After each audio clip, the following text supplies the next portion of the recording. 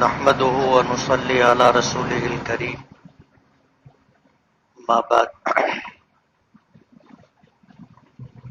أعوذ بالله من الشيطان الرجيم فلولا نفر من كل فرقة منهم طائفة ليتفقهوا في الدين ولينذروا قومهم إذا رجعوا إليهم لعلهم يحذرون قال النبي صلى الله عليه وسلم كاد الفقر أن يكون كفرا صدق الله العظيم وصدق رسوله النبي الكريم۔ بزرگان محترم اور عزیز دوستو، اسلام دین فطرت ہے۔ اللہ تعالیٰ نے جس طرح پوری کائنات کو پیدا فرمایا اور اس کائنات میں بہت ساری مخلوقات کو اللہ نے وجود عطا کیا، ان تمام مخلوقات میں سے اللہ پاک نے انسان کو اشرفیت عطا کی اور تمام مخلوقات پر اللہ نے فضیلت بخشی۔ کئی مرتبہ یہ بات ہم سن چکے ہیں کہ جب اللہ نے انسان کو فضیلت و برتری عطا کی تو اس کی بنیاد کیا ہے؟ کون سی ایسی بات تھی جس کی وجہ سے انسان کو اشرف المخلوقات قرار دیا گیا؟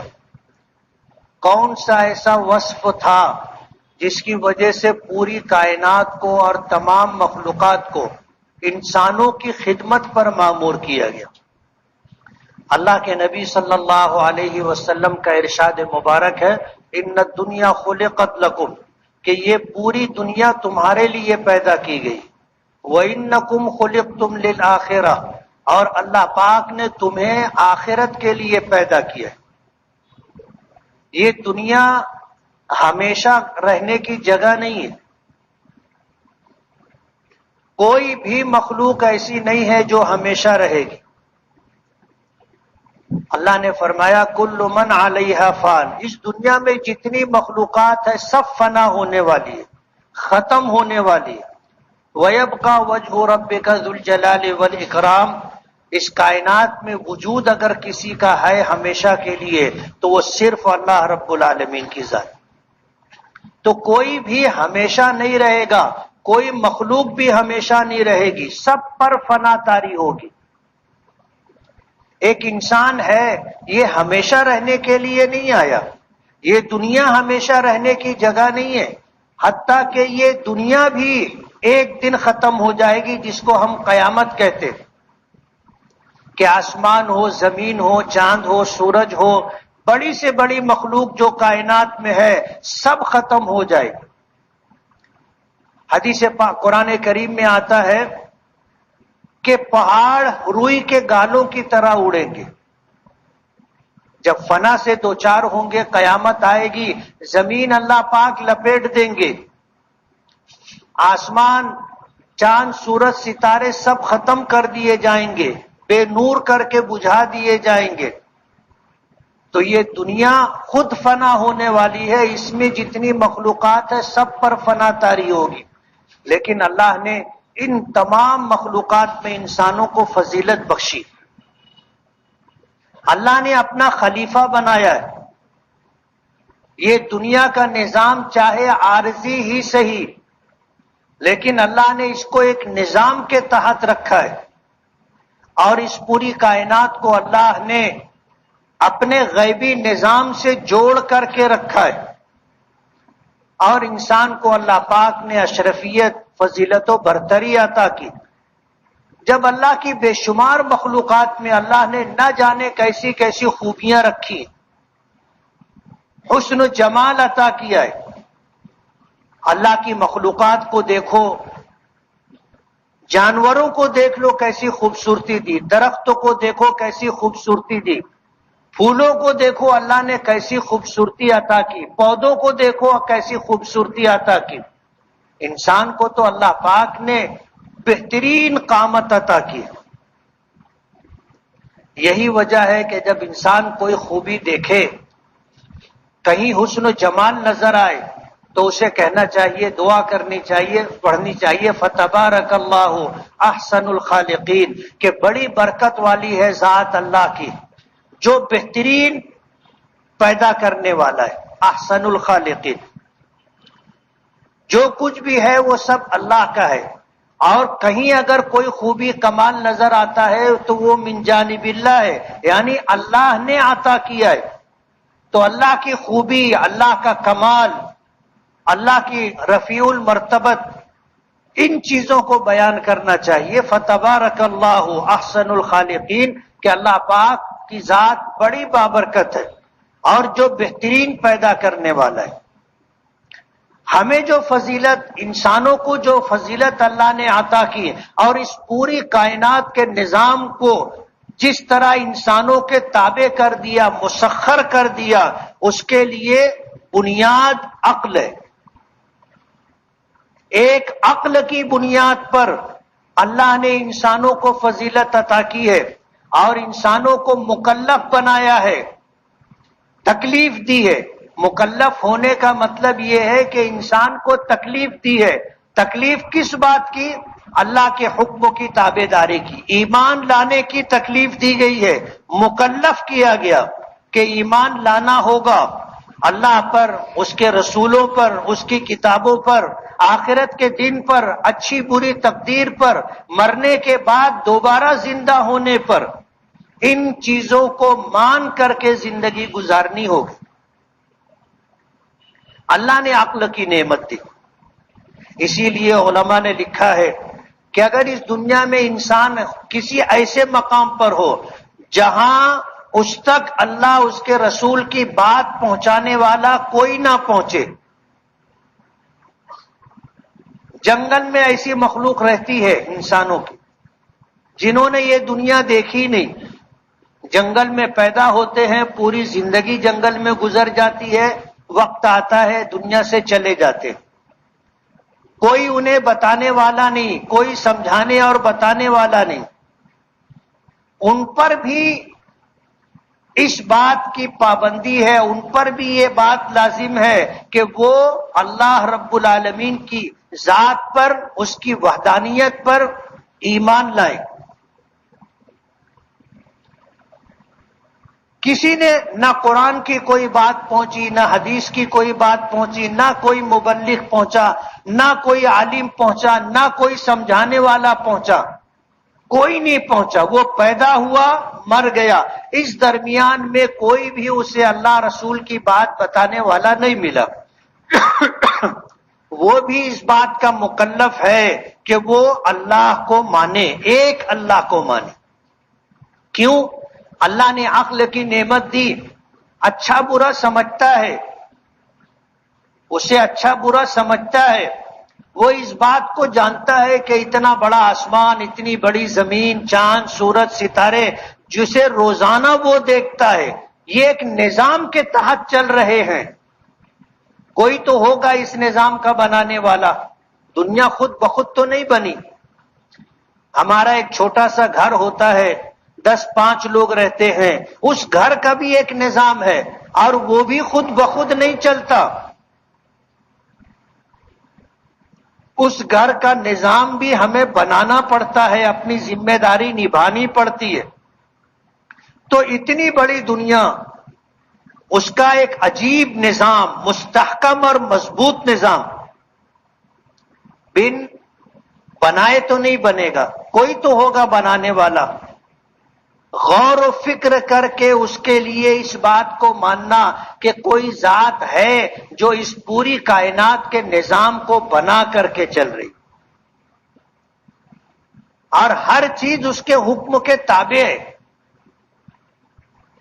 انسان کو بیکار نہیں پیدا کیا گیا، اللہ نے جب اسے مکلف بنایا تو اسے عقل کی نعمت دی، سوچنے سمجھنے کی صلاحیت اور خوبی عطا کی، غور و فکر کرنے کا حکم دیا، اور پھر اللہ کو مان کر کے، نبیوں کی بات کو مان کر کے زندگی گزارنے کا مکلف بنایا۔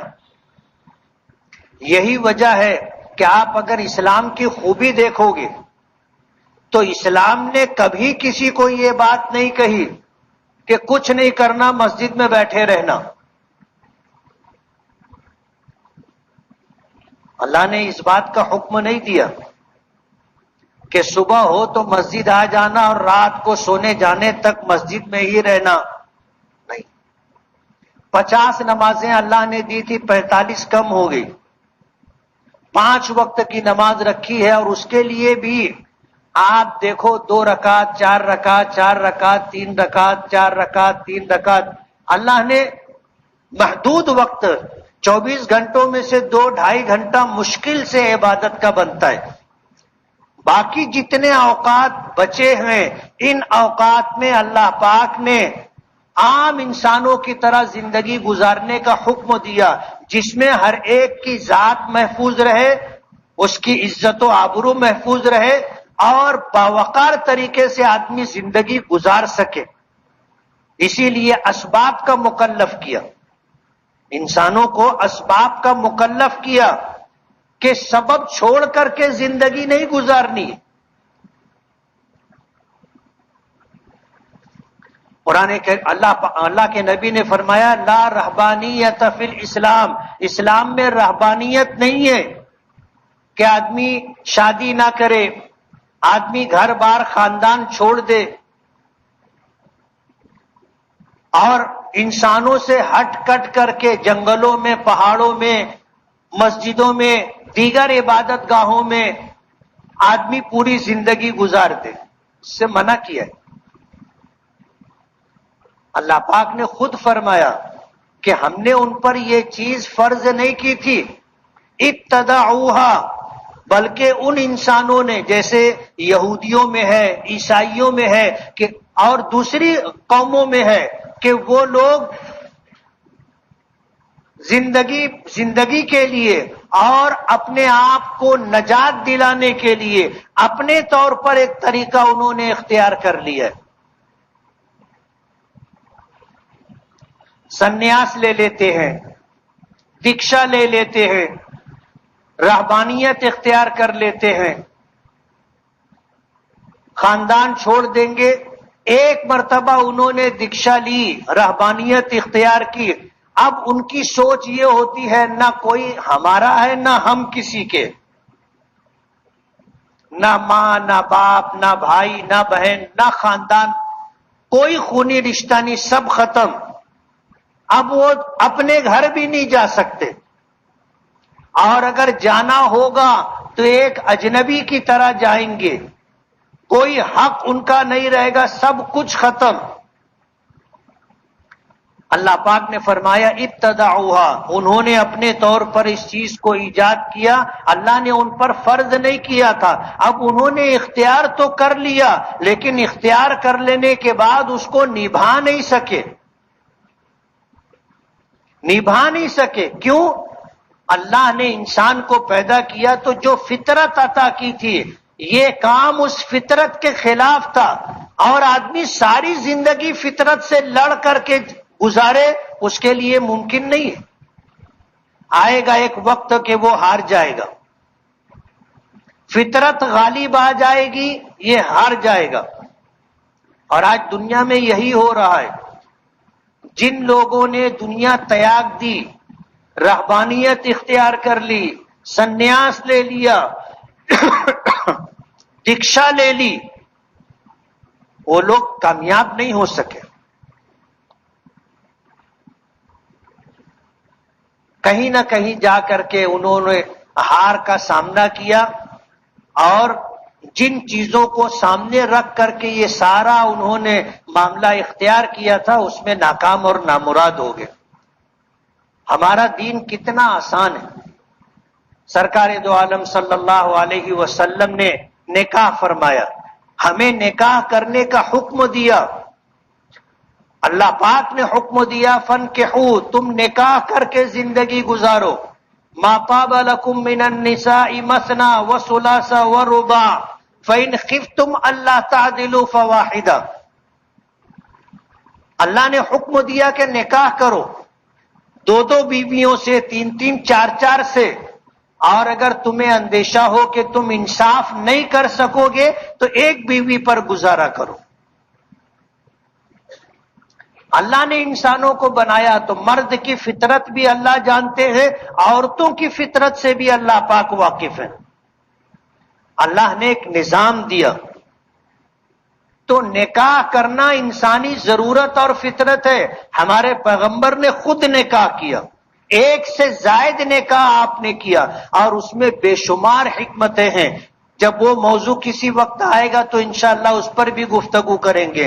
تو نکاح کرنا یہ ہمارے نبی کی سنت اور طریقہ ہے۔ خاندانی زندگی گزارنا، بیوی بچوں کے ساتھ رہنا، ان کے حقوق ادا کرنا، یہ ہمارے نبی کا طریقہ ہے۔ اور ان ضرورتوں کو پورا کرنے کے لیے محنت مزدوری کرنا، کاروبار اور تجارت کرنا، اس کے لیے سفر کرنا، یہ ہمارے نبی کا طریقہ ہے۔ کیوں؟ یہ عین انسانی فطرت کے مطابق ہے، عین انسانی فطرت کے مطابق ہے۔ اگر ہم ایمان لانے کے بعد، اسلام قبول کرنے کے بعد کسی کے یہاں نوکری کرتے ہیں تو ہمارا مذہب اس کی مخالفت نہیں کرتا، ہمارے نبی کا طریقہ اس کی مخالفت نہیں کرتا۔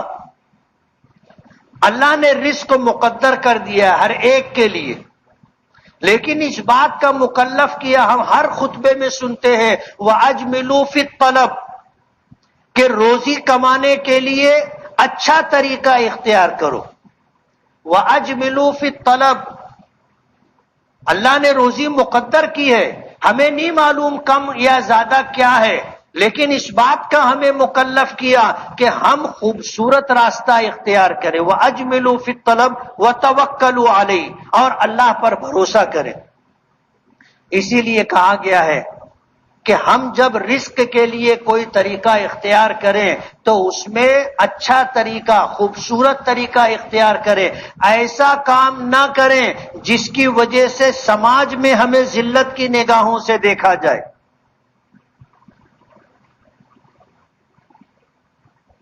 اب وہ خوبصورت طریقہ کیا ہو سکتا ہے؟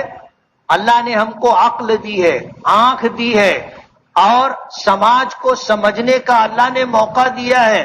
لوگ کس چیز کو اچھا سمجھتے ہیں، کسے برا سمجھتے ہیں، مجھے اللہ نے جو عقل دی ہے میں اس پر فیصلہ کروں کہ مجھے کیا کرنا ہے۔ وَأَجْمِلُوا فِي الطَّلَبِ وَتَوَكَّلُوا عَلَيْهِ إِنَّ اللَّهَ يُحِبُّ الْمُتَوَكِّلِينَ۔ آدمی خوبصورت طریقہ، یعنی جو کاروبار کرے اس کاروبار میں جو بہترین طریقہ ہو سکتا ہے وہ اختیار کرے۔ آپ دیکھو ہمارے اسلام کی خوبصورتی کہ اتنی باریک باریک چیزوں کے لیے بھی ہمیں ہدایات دی ہیں۔ تو اس دنیا میں رہنا ہے تو دنیا کے ساتھ ساتھ چلنا ہے، اسباب اختیار کرنا ہے، علم حاصل کرنا ہے، علم حاصل کرنا ہے۔ انبیاء کرام علیہم السلام کی طرح اللہ پاک نے انسانوں کو اس بات کا مکلف نہیں کیا کہ تمہیں سوائے تبلیغ کے کوئی کام نہیں کرنا ہے۔ نبی اس بات کا مکلف تھا اور اس کو رزق دینے کی ذمہ داری اللہ نے لے رکھی تھی، لیکن تمام انسانوں کے لیے اللہ پاک نے رزق حلال کو حاصل کرنے کے لیے جدوجہد اور کوشش کرنے کا حکم دیا ہے۔ مذہب نے ہمیں پابند نہیں کیا، ہمارا مذہب علم حاصل کرنے کا مکلف ہمیں بنایا۔ علم حاصل کرو، علم حاصل کرو، اور طلب العلم فریضہ، ہر انسان پر اپنی زندگی گزارنے کے لیے جن علوم کا جاننا ضروری ہے اسے سیکھے۔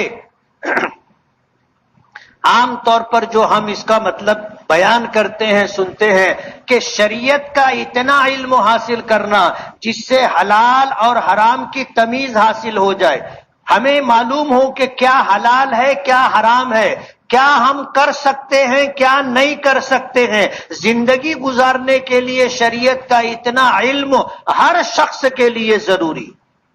اس کے علاوہ اگر ہماری بستی میں ایک عالم بھی ہے جو ہماری دینی رہنمائی کر سکتا ہے تو تمام لوگوں کی طرف سے فرض کفایہ ہو گیا. ایسا ضروری نہیں ہے کہ سب عالم ہوں، ایسا ضروری نہیں ہے کہ سب حافظ ہوں، ایسا ضروری نہیں ہے کہ سب مفتی اور قاضی ہوں.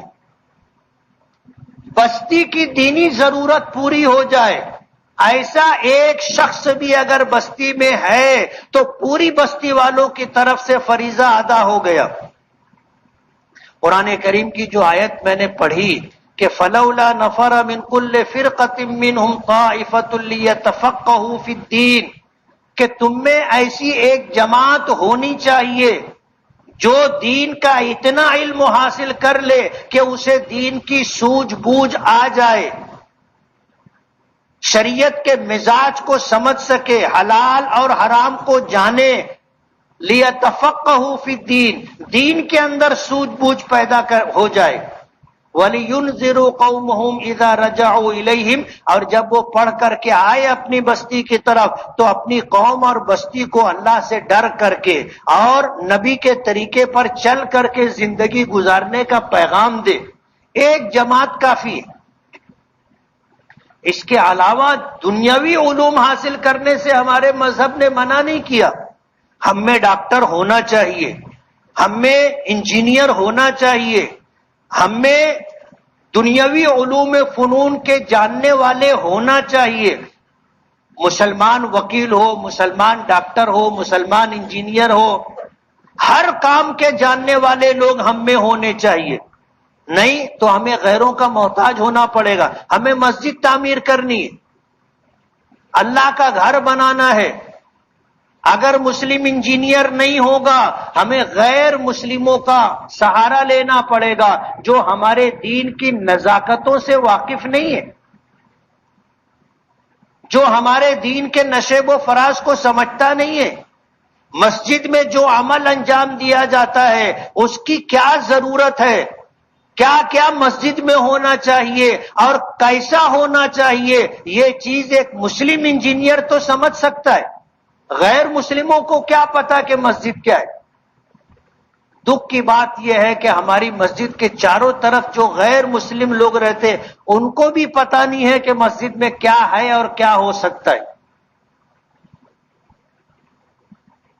وہ لوگ بھی تجسس میں رہتے کہ مسجد میں کیا ہے. کبھی اگر وہ لوگ آ گئے تو سر اٹھا کر کے حیرانی سے چاروں طرف دیکھتے رہتے. اب اگر مسجد تعمیر کرنی ہے اور مسلم انجینئر نہیں ہے تو وہ غیر مسلم انجینئر کو مسجد کی نزاکتوں کا علم نہیں ہے. مسلم انجینئر ضروری ہے، مسلم ڈاکٹر ضروری ہے. آپ نے سنا ہوگا مختلف مواقع پر شریعت کا حکم یہ ہے کہ کسی مسلم ماہر طبیب اور ڈاکٹر کے مشورے پر عمل کرو. جیسے رمضان کا مہینہ ہے اور طبیعت خراب ہے، عورتوں میں کسی کو حمل ہے، ہم میں کوئی بیمار ہے، اب روزہ رکھے نہ رکھے یہ فیصلہ کون کرے گا؟ شریعت نے حکم دیا کہ آپ ڈاکٹر سے رجوع ہو، مسلمان ماہر طبیب یا ڈاکٹر سے مشورہ لو. وہ ڈاکٹر تمہیں دیکھے گا کہ بیماری کیا ہے، بیماری کی کیفیت کیا ہے، موسم کیسا ہے اور روزہ کتنا لمبا اور کتنا مختصر ہے. ان ساری نزاکتوں کو سمجھ کر کے وہ یہ بات دیکھے گا اللہ کے خوف اور اللہ کے حکم کے پیش نظر کہ ان حالات میں یہ مریض روزہ رکھ سکتا ہے یا نہیں، روزہ رکھ سکتا ہے یا نہیں، اور روزہ رکھنے سے اس کو تکلیف ہوگی یا نہیں ہوگی یہ فیصلہ کون کرے؟ اب اگر کوئی غیر مسلم ڈاکٹر ہے اس کو یہی نہیں معلوم کہ روزہ کیا ہے اور اس کی فضیلت و احکام کیا ہے. رمضان کا روزہ، ایک روزہ اگر کسی نے چھوڑ دیا بلا وجہ، جان بوجھ کر کے چھوڑ دیا، تو زندگی بھر کے روزے رکھ کر کے وہ اجر و ثواب اور فضیلت اس کو نہیں ملے گی جو ایک روزہ رمضان کا رکھ کر کے ملتی. اب غیر مسلم ڈاکٹر کو کیا پتا؟ وہ تو کہے گا کہ تمہاری طبیعت ٹھیک نہیں ہے روزہ مت رکھو. لیکن روزہ کیوں رکھ سکتے کہ نہیں رکھ سکتے، اور روزہ ہے کیا، یہ چیز ڈاکٹر سمجھے گا اگر مسلمان ہوگا تو۔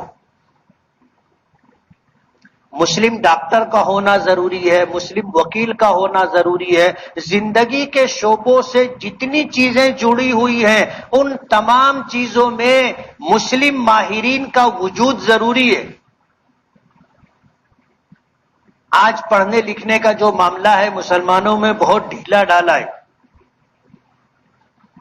ہم یہ ضرور چاہتے ہیں، یعنی مذہب اسلام اس بات کو چاہتا ہے کہ ایک ڈاکٹر ہو تو وہ بھی دیندار ہو، ایک انجینئر ہو تو وہ بھی دیندار ہو، ایک وکیل ہو تو وہ بھی دیندار ہو۔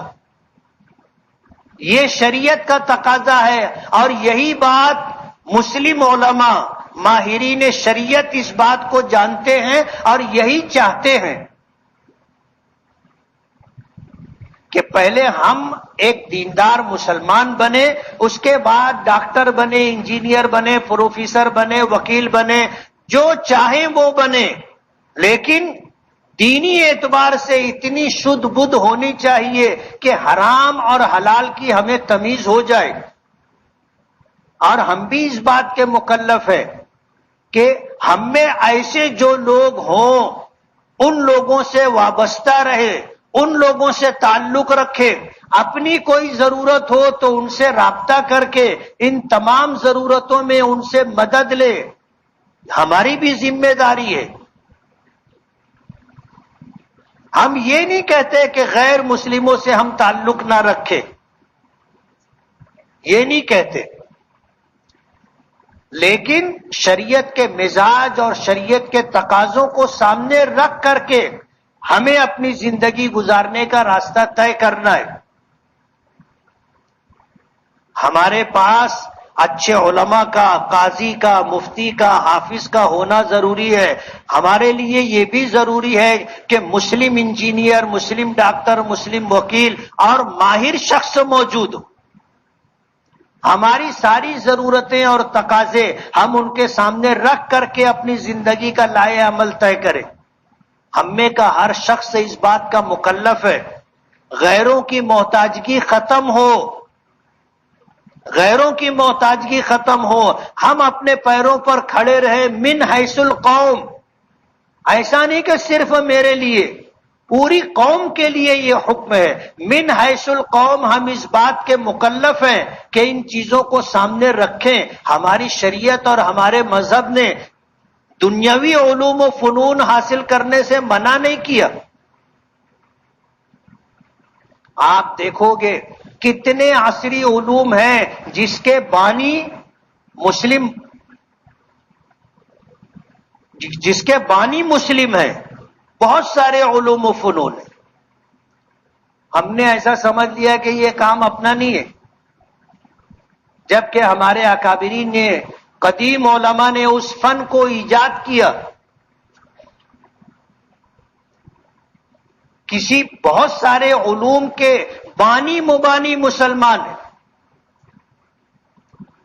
آپ نام دیکھو گے تو آپ کو پتہ چلے گا، لیکن ہم نے ایسا سمجھ لیا کہ یہ اپنا کام نہیں ہے، پڑھنا لکھنا چھوڑ دیا۔ آج جاہلوں کی ہم میں اکثریت ہے، جاہلوں کی اکثریت ہے۔ پڑھنا لکھنا ہم نے اس کو اہمیت ہی نہیں دی۔ یہی وجہ ہے کہ ہم قدم قدم پر غیروں کے محتاج ہیں، اور بہت ساری جگہوں پر ہمیں اس کی وجہ سے نقصان اٹھانا پڑتا ہے۔ اس لیے اپنے بچوں کو ہم دیندار بھی بنائیں۔ عالم حافظ بنانا ضروری نہیں ہے، دیندار بنانا ضروری ہے۔ دیندار بنائے، ایک اپنی اولاد کو مسلمان بنائے۔ کیسا ہوتا ہے کہ ہم میں جو عصری علوم کو حاصل کرنے والے لوگ ہوتے ہیں عموماً دینی معاملات میں زیرو ہوتے، نام کے مسلمان رہتے ہیں، دانشور کہلاتے ہیں، اور اسلام کے تعلق سے ان کی معلومات صفر ہوتی۔ اس لیے اپنے بچوں کو پہلے مسلمان بنائیں، یعنی اللہ اس کے رسول کی پہچان کرائیں، اپنے مذہب کی انہیں پہچان کرائیں، اس کی قدر و قیمت بتائیں۔ اپنے بچوں کو دنیا کے ساتھ ساتھ آخرت کی بھی فکر اور استحضار ہو، یہ مزاج ان کا بنائے، ان کو ظاہری طور پر احکامات کا مکلف کرے کہ تمہیں 5 وقت کی نماز پڑھنی ہے، رمضان کا روزہ رکھنا ہے، اللہ صاحب نصاب بنائے تو زکوٰۃ دینی ہے، استطاعت ملے تو حج کرنا ہے۔ یہ مزاج بنانا، سمجھانا ہر ماں باپ کی ذمہ داری۔ اس کے بعد آپ بچوں کو ڈاکٹر، انجینئر، پروفیسر، وکیل جو بنانا چاہو بناؤ نا، اسلام نے منع نہیں کیا بلکہ اس کی ترغیب دی ہے۔ اطلب العلم ولو کان بالسین، آج سے 1450 سال پہلے ہمارے پیغمبر نے فرمایا کہ علم حاصل کرو چاہے اس کے لیے تمہیں چین جانا پڑے۔ کہاں چین اور کہاں عربستان؟ اب ظاہر بات ہے کوئی چین کے اندر مکہ اور مدینہ تو ہے نہیں، ہمارے پیغمبر کی نہ وہاں پیدائش ہوئی اور نہ وہاں بود و باش رہی۔ چین میں ہمیں کیا ملے گا؟ دنیاوی علوم بھی حاصل کرنے کے لیے اگر سفر کرنا پڑے تو سفر کرنا چاہیے۔ آج سے 1450 سال پہلے حضور نے فرمایا کہ اس کے لیے اگر تمہیں چین بھی جانا پڑے تو جاؤ۔ اس لیے بہت سارے علوم و فنون کے بانی مسلمان لوگ ہیں۔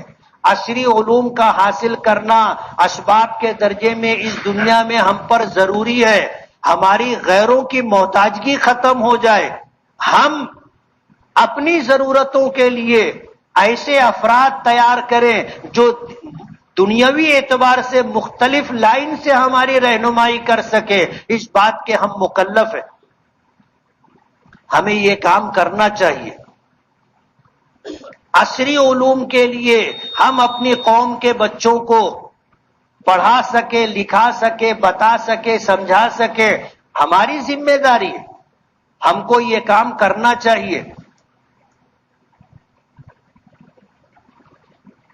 اس لیے انسان کو اللہ نے جو دین عطا کیا ہے اسلام، یہ دین فطرت ہے، یعنی میری جو فطرت ہے، میری جو ضروریات و تقاضے ہیں، ان کو پورا کرنے کے لیے جن علوم و فنون کی ضرورت ہے ہمیں اس کو حاصل کرنا چاہیے، اپنی قوم کے بچوں کو ان تعلیمات سے، علوم و فنون سے آراستہ و پیراستہ کرنا چاہیے تاکہ ہمیں اپنی ضرورتوں کے لیے اپنے افراد مل سکیں۔ اللہ ہمیں عمل کی توفیق دے۔ وآخر دعوانا ان الحمد للہ رب العالمین۔